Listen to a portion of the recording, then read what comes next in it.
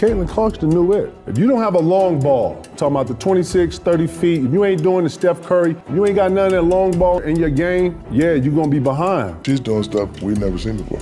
Never seen nobody do that on a consistent basis.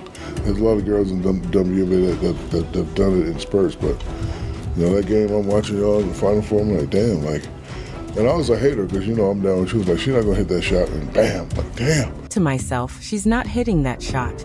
And then boom, Caitlin Clark silenced everyone. Anyone watching basketball knows she's a supernova, reshaping how we see the women's game. NBA legends, guys who know the sport better than anyone, are stunned by her brilliance.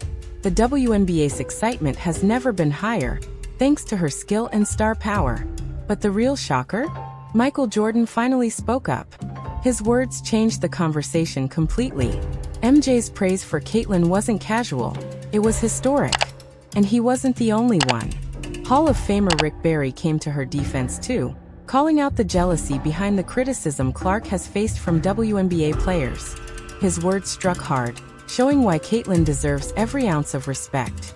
I think it's reprehensible what they're allowing some of these players. Anybody that does something flagrant to this young lady for what she's brought to the game should be suspended and fined big time for doing that. George Gervin, one of the WNBA's greatest allies and an NBA legend himself, also jumped in. His defense of Clark was sharp and unapologetic. Gervin didn't hesitate to call out the disrespect, making it clear her game is something to celebrate, not attack. His statement wasn't just support. It was a message to everyone. Caitlin's greatness is undeniable, and even legends are standing with her. They don't know the value that she's bringing for all of them. She bringing, they flying private planes now. They weren't flying private before she came. They on major networks now. They weren't doing that. See, she remind me of Tiger Woods for golf. Yes. The most uncensored opinions often come from players who don't dominate the media spotlight. That's why Jeff Teague's perspective carried weight. During his 12 seasons, he was a solid starter, a one-time All-Star, and an NBA champion. Never a headline chaser, Teague is now free to speak openly. And when he did, he aimed straight at the WNBA, criticizing how the league treated Caitlin Clark, despite her arriving with one of the largest fan bases women's basketball has ever seen. Like, they played this all wrong, bro. Terribly, bro. They was supposed to gas this shit. This is why people don't watch the shit when y'all leave college, women's sports, because y'all hating on the best thing that's going to happen to the W. Teague's delivery may have been blunt, but his message was crystal clear. After decades of debate over pay gaps and struggles for exposure, Caitlin finally brought massive attention to the WNBA. Yet, she was still met with resistance. Teague argued that such hostility damages the league financially and shows how poorly Clark has been received by peers and management. And when it comes to early disrespect, Celtics legend Paul Pierce played his part. The 10-time All-Star openly questioned Clark and even stirred controversy with remarks about Indiana's rookie. Though he later softened his tone, Pierce's words fueled early negativity. Here's what he said when Clark didn't make the Olympic roster.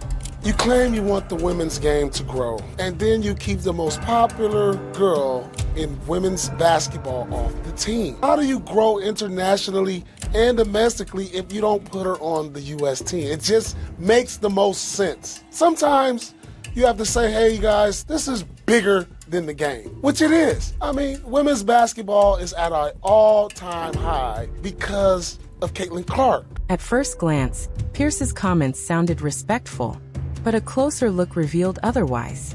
He argued that Clark should have been included on Team USA, not because she earned it, but to help grow the sport. That implication spoke volumes. Pierce has always been a provocateur, first as a player and now as a commentator, so his words always come with an edge. And just as the drama seemed to peak, Shaquille O'Neal dropped a bombshell. On Angel Reese's podcast, right in front of Clark's fiercest critic, Shaq praised Caitlin without hesitation. The moment was stunning, a legendary center defending Clark in the least expected setting, making it clear that even her harshest critics couldn't deny her greatness. And I was a hater because, you know, I'm down. She was like, she's not going to hit that shot, and bam, like, damn.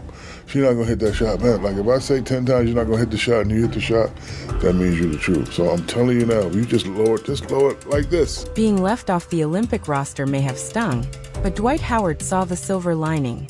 The three-time Defensive Player of the Year predicted the snub could actually work in Caitlin's favor. He argued that time away from the spotlight would allow her to sharpen her skills and come back stronger. Looking back, his words feel prophetic, because that's exactly what happened. She is a great player, but it's a lot of players that, no lie, who, as far as basketball-wise, they have the edge over her of why they should be playing in the Olympics right now. Mind you, this should motivate her. This should make her go harder in the gym. The 3 weeks that they off, she should get in better shape. After the Olympic break, Caitlin Clark looked like a completely different player. Whether the exclusion fueled her or not, she clearly found her rhythm. A trip to Paris might have disrupted her flow, or even risked injury. Howard recognized that while most people only saw disrespect, Caitlin had been given an opportunity, and she capitalized on it. Hall of Fame guard Isaiah Thomas also weighed in. Known for his ability to see all sides of the game, Thomas praised Clark, but added a revealing twist about the business behind the hate. I think it's great what she's done, and I think it's great what the media and the WNBA and marketing and the players are doing because, controversy is not good, but, controversy sells. Isaiah's take was classic, smooth, balanced, and sharp. He applauded Caitlin's talent, respected her rivals, and still exposed the dirty business fueling the negativity around her. He knew the media thrived off drama, and Caitlin's arrival gave them plenty to feast on. Still, he didn't feed into it himself. Meanwhile, in Indiana, Clark was earning grassroots support from Fever fans. But even in her own city, she couldn't yet match the legendary status of Reggie Miller, the Pacers icon who defined Indiana basketball for nearly 2 decades. Instead of fully embracing Clark as the city's new face, Miller gave her a tougher message. Rookies need to learn through adversity. What did you expect was going to happen to her? Number one, I don't think it's jealousy. Oh my God, she's getting all the endorsements. We're going to go after her. You're playing at the highest level. You're playing in the WNBA. You're coming from college and you're going to the pro ranks, right? What did she expect was going to happen? Why are people so shocked, right? You're playing against grown women. The same thing happened to us. Reggie Miller came from an era where physical play was part of the game, so his perspective reflected that old-school toughness. But Caitlin's experience goes beyond competition. She's dealing with hostility that feels unnecessary. Her journey isn't just about earning respect, it's about demanding fair treatment. That's when Magic Johnson's voice entered the conversation. As part owner of the Los Angeles Sparks, Magic has a direct interest in the WNBA, and his perspective carried weight. His analysis of Clark's impact was thoughtful, while also shining a light on other rising stars. Now, Caitlin, her teammates got to come to her defense. Sure. You can't allow her to have to fight every battle, right? But we have to understand that both Caitlin, Angel, and Brink, who plays for my Sparks, they made the WNBA better. And they're going to be tested by these incredible women who've been in the league for a long time. Caitlin is the most popular WNBA player, but she's not the best at this time. Just like Larry and I were not the best when we entered the league. We became the best. Magic compared today's WNBA rookies to his own rivalry with Larry Bird, a battle that helped launch the NBA to new heights in the 1980s. He emphasized patience, teamwork, and support, suggesting today's stars could transform women's basketball in the same way. In his trademark classy style, Magic praised everyone without diving into controversy. But his respect for Clark was clear. And if Magic was the diplomat, Charles Barkley was the enforcer. Always outspoken, Barkley weighed in on Clark's season, highlighting her growth, and didn't hold back on his criticism of how she's been treated. Interview 11. Barkley noted that fatigue likely slowed Clark early in the season, but once she regained her energy, she looked like a different player. With more stamina, she pushed the pace, created scoring opportunities, and lifted her teammates. But beyond the game itself, Barkley turned his attention to how other WNBA players treated Clark, and his criticism cut deep. And the thing I love about her, she never says a word. And now, when I watch her, two things I like. She's playing much faster, much faster. She was playing too slow the first half of the season. From the first college of all, season. They didn't even give her the understanding, like, you girls been worded for the WNBA season. Y'all been working out on the nose. She came straight out of college. Barkley, with his trademark humor, nailed the heart of the matter.